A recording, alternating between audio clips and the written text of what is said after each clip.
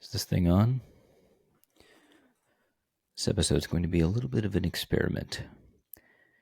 Give me back my son. Top 10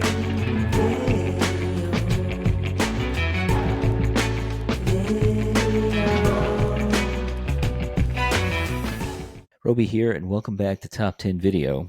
It's the show where I relive the years when I worked at a small mom-and-pop video shop called Top 10 Video, late 1996 until 2002. On this episode, we're covering a week from June of 1997. My unicorn, Holly Pop, was unable to join for this month's recording as she's busy getting back to her regular work schedule after her summer break. So you're stuck with me. We're not going to waste any time here, folks. Let's jump right into the top 10 movies from June 21st, 1997.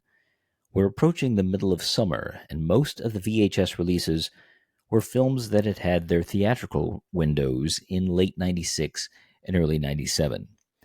So the average window was between 6 and 12 months at this point. Our focus this week will be the Ron Howard thriller Ransom, starring a hot-off-the-Braveheart Mel Gibson. But before we get to that, these were the top 10 movie rentals from June 21st, 1997. Look at that. That worked pretty okay.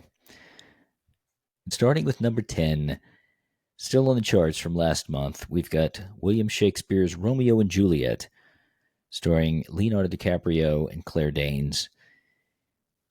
Baz Luhrmann's film is sticking around here, a new twist on an old tale. Number 9, new on the charts this month, we've got Denzel Washington co-starring with Whitney Houston in The Preacher's Wife. This was directed by Penny Marshall. Yeah, it was a popular film at the time. You know, Siskel and Ebert gave it 2 thumbs up. Apparently, it was also funny and romantic. Whitney, coming off of The Bodyguard, this was her next big film that she was the lead, co-lead, I should say, here. And she also had a song on the soundtrack as well. Again, not quite as big of an impact as I Will Always Love You, but who remembers I Believe in You and Me? No one? Okay. All right, moving right on. Number 8, we've got The Mirror Has Two Faces. Barbra Streisand and Jeff Bridges. This one actually was nominated for a couple of Academy Awards. Again, 2 thumbs up by Siskel and Ebert. I don't know if I ever saw this film. I watched a lot of movies at the video store, but I want to say there was something about the cover of this one that drove me away, and I do not believe I watched it. Barbra Streisand, still doing it in 1997.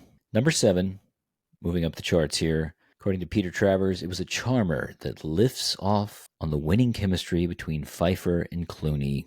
We have One Fine Day. I thought the sticker on this one was kind of interesting, it letting you know what previews were going to be on this VHS. Speed 2, horrible film. Out to Sea, Blood and Wine, and Smilla's Sense of Snow.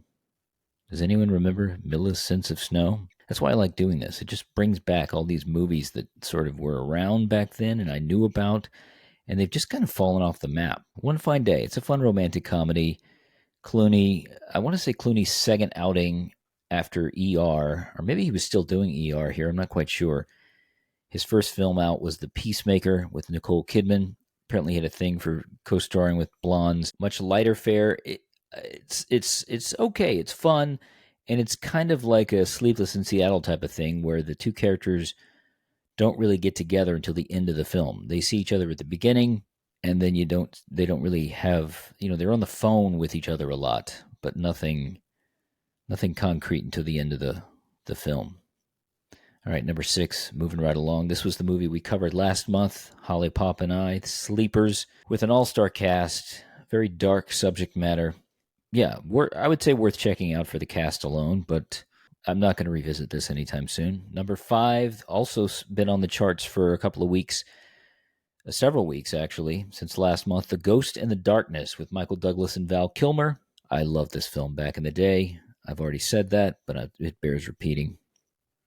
Again, moving right on up, we've got Sylvester Stallone in Daylight. No air, no escape, no time. This was the movie that was about a bunch of people trapped in a tunnel, and the only man who can get them out is Sly Stallone. I actually enjoyed the shit out of this movie back in the day. I watched it several times. I saw it at the theater, and then I watched it again when it came out on VHS, not just because I worked at the video store. I was a big Stallone fan all the way back to his Rocky and Rambo days. And little did we know that he was not done with Rocky and Rambo at this point in time. But at this time, he was sort of making these middling action films that were well made, but, most people don't remember them today. Only wacky folks like me. All right, moving on up. Number 3. Also, this is new on the charts this month. Resistance is Futile. This was the movie, I think, that made Star Trek cool for non-Trek nerds. You can argue that Wrath of Khan did that back in the 80s, but I feel like during my generation, Star Trek was still kind of goofy. Yeah, I wasn't really into Star Trek, but this was the one, the Borg, that whole storyline. And it was a pretty good actioner. I haven't watched it in years. I don't know if it holds up. Number 2. This is the movie we will be talking about. I'm saying we because normally my wife is with me and she's not with me on this recording, and it's very sad. But it's okay, she'll be back. Mel Gibson in Ron Howard's Ransom. Someone is going to pay. Will it be the kidnappers? Will it be Tom Mullen? We'll find out in a little bit. Number 1, the week of June 21st, 1997, was Jerry Maguire. Tom Cruise in primo drama/romantic comedy mode. This film got Academy Award nominations, it got Golden Globe nominations, and it's really a great film. The huge reveal of Cuba Gooding Jr., who had made a couple of films before this, but this was his big role that sort of got him the Academy Award. And just a really fun film that's got heart. When they say they don't make them like they used to, I feel like they're talking about Jerry Maguire. But let's get back to the topic at hand. Our focus this month. Ron Howard's Ransom, starring Mel Gibson, Rene Russo, Gary Sinise, Delroy Lindo, Lily Taylor, Liev Schreiber, Evan Handler, Donnie Wahlberg, Dan Hedaya, and Brawley Nolte, Nick Nolte's son, as the kidnapped kid. Ransom hit right after Braveheart. This Mel Gibson had directed, starred, produced the epic film Braveheart about William Wallace. Historians have issues with it, but I loved that film when it came out a couple of years before this. And he won the Academy Award, Best Picture, Best Director. He basically swept. And so, what was he going to follow that up with? I think he did an animated film, Pocahontas, with Disney. He did the voice of John Smith. And this was his next big film that was released. And it was Ransom. I feel like he was trying to try some different things. You just won Best Picture Academy Award. You don't want to make another Lethal Weapon. You don't want to make another goofy action film.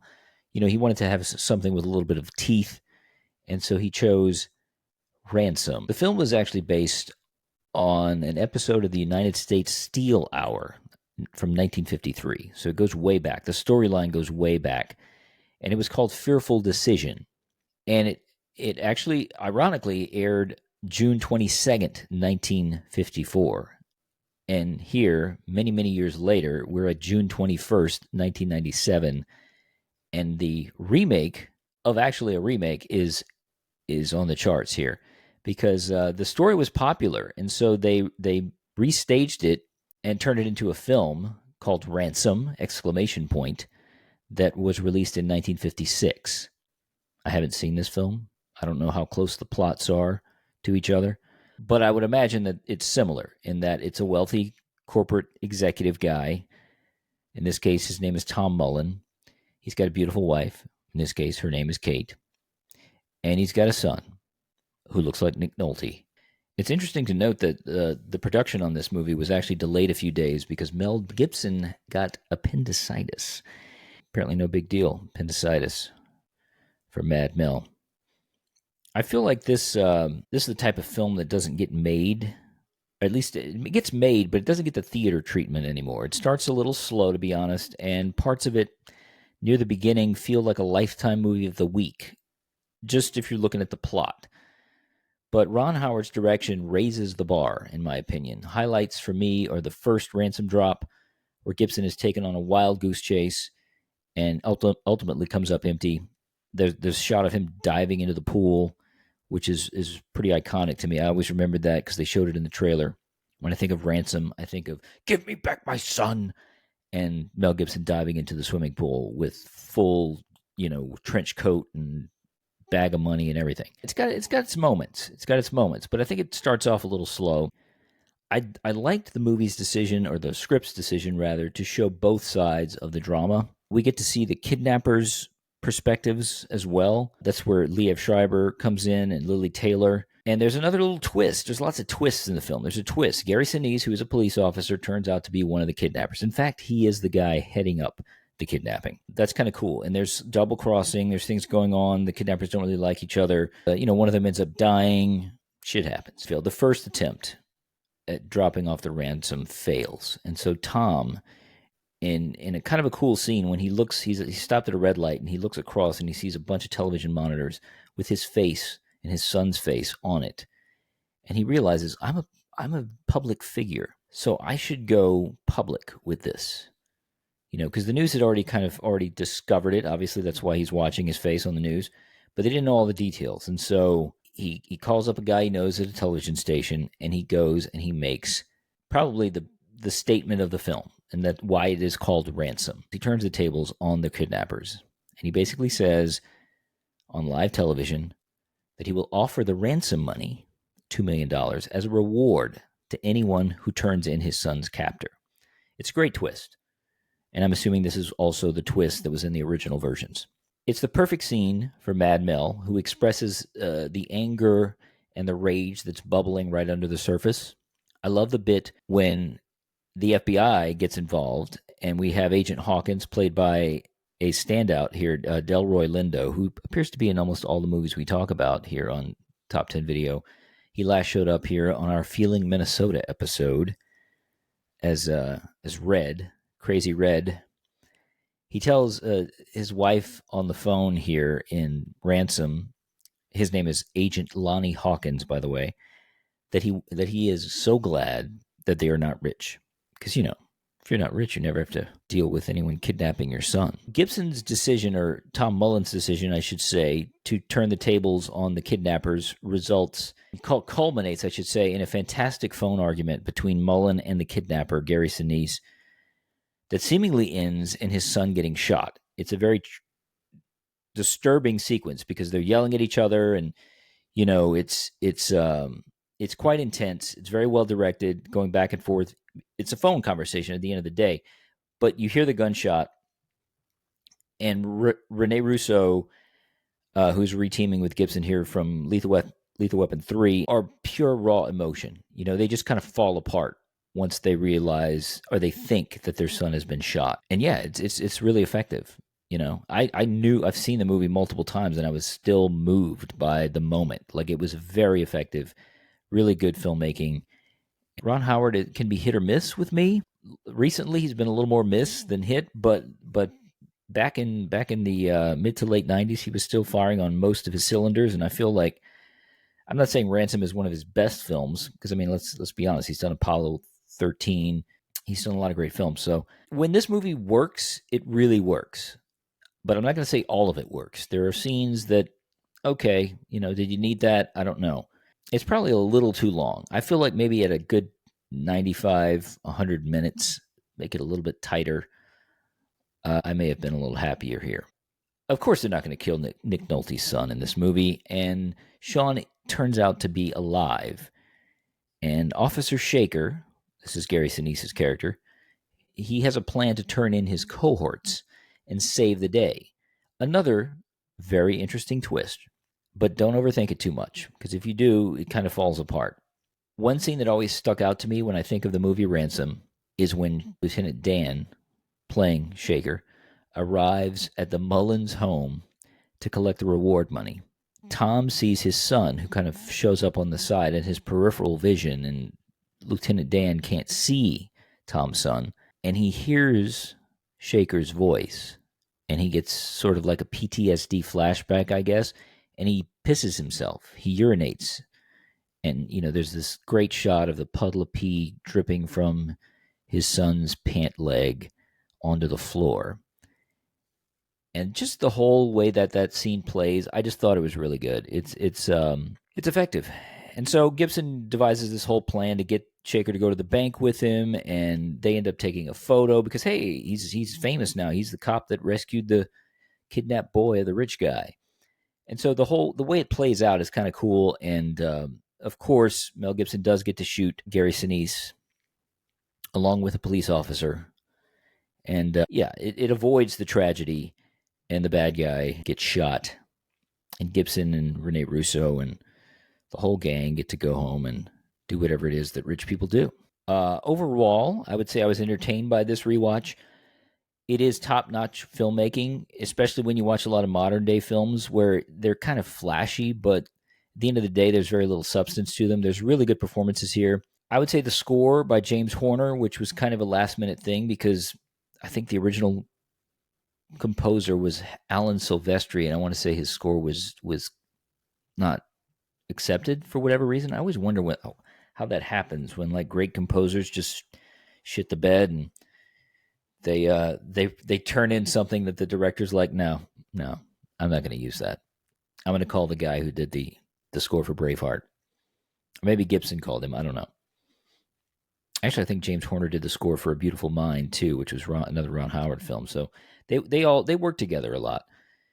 Regardless, the score by James Horner is okay. It ramps up the tension when necessary, but I can't recall any of the themes. Whereas The Beautiful Mind, yes, Braveheart, obviously I can hum it. It's they're more memorable here. There are some exceptional performances from the cast, particularly in the latter half. That said, my wife, Holly Pop, fell asleep several times and had difficulty staying awake for this one. Granted, it was late. She was tired. But, that also says something about the first third of this movie. It takes a while, even after the kid is kidnapped, it takes a while before it really ratchets up. At least from the Ransom television appearance on, I think the movie is really lively. That's Ransom, and it was number 2 in June 21st of 1997. My rating out of 10 for Ransom is going to be a 6.5. Again, I enjoyed it, but there's just something about it that's keeping me from loving it. If I compare it to modern films, though, I mean, it's head and shoulders above most modern films that I watch. But yeah, the plot starts off a little rote, and it eventually does get to a place that becomes right on that verge of being really memorable. Like I said, I remember a couple of scenes from it, but there were other parts of the plot that just didn't, click with me. But yeah, I would say it's definitely worth a watch if you've never seen Ransom. The type of movies they don't make anymore, specifically for the theater. Check it out. That's Top 10 Video, folks. Next month, we'll be talking about the movies from July 1997. Top of the charts, the VHS charts at your local video store. And we'll be focusing on one movie in particular. Till then, later on.